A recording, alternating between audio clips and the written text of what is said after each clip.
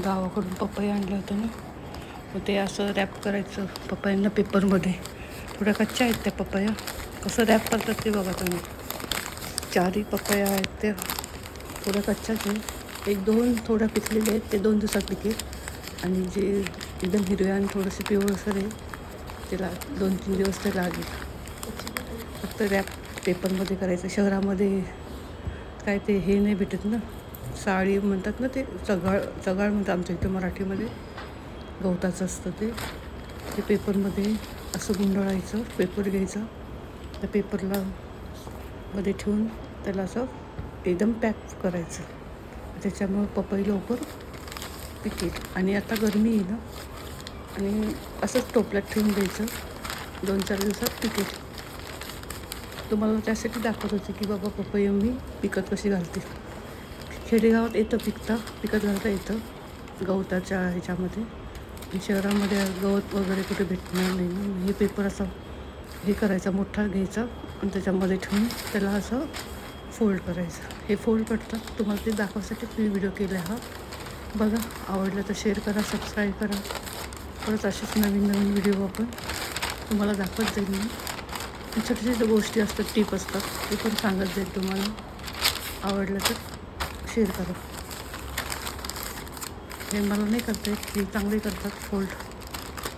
छान केलं ना. आणि जे कांद्याची पात आहे त्याची आता मी आज भाजी करणार आहे. बघते तो जमलं तर तुम्हाला शेअर करेल. हे असं फोल्ड करून टोपल्यामध्ये त्यांनी भरून ठेवलं आहे. छान केलं ना फोल्ड.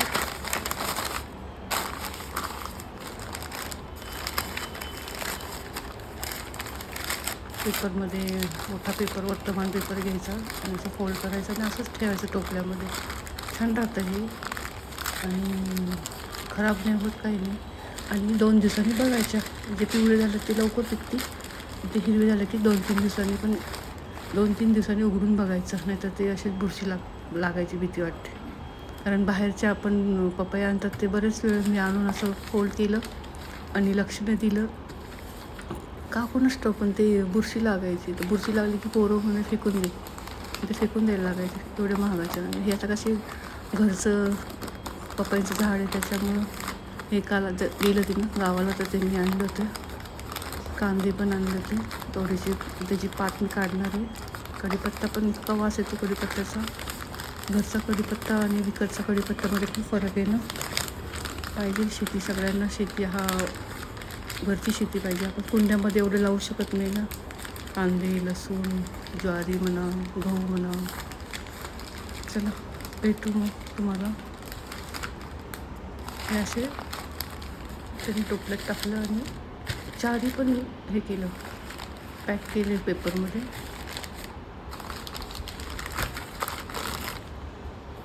चला आता मी कलिंगड असंच पडलेलं आहे, ते छोटं चांगलं पिकलेलंच आहे. गावरान असल्यासारखं येते. त्याचा आता मी ज्यूस करणार आणि फ्रीजमध्ये ठेवणार आणि दुपारच्या वेळेस त्यांना प्यायला देणार जेवण बिवून झाल्यानंतर.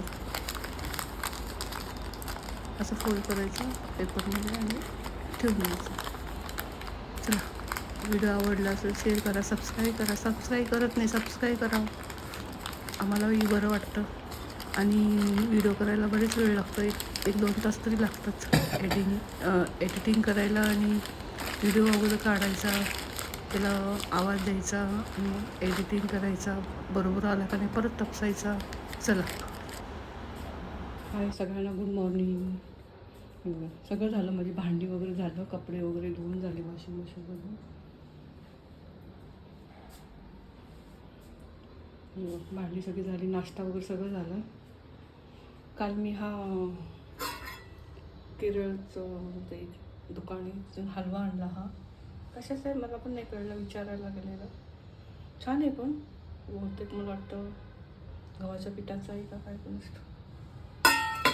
दूध टाकलं, तुम्हाला म्हणलं ना काल, सगळ्यांना आवडतं कॅप्सूलचं, खातात सगळं. काल ते गावाला गेलं ते त्यांनी कढीपत्ता आणला. छान आहे ना, घरचा कढीपत्ता आहे आमचा झाड. थोडंसं बघा आता हे कांदे असे यायला लागले, तर त्यांनी थोडीशी कांद्याची पात आणली. आणि पपया एवढं आणलं बघा, घरचे आहेत हे सगळे पपया. एवढे मोठे आणलेत ना. काल त्यांनी यात्रेला गेलं होती मामाच्या गावी, तर तिथून आणले हे. आताशी कांदे यायला लागलेत, म्हणजे एवढा मोठा कांदा.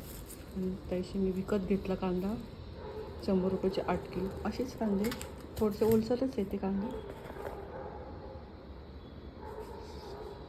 तो बाहेरचा लोक दाखवते. कपडे पण झाले वाळून, टाकून झाले. झाडं लगेच सुकून जातं, थोडं पाणी टाकायचं.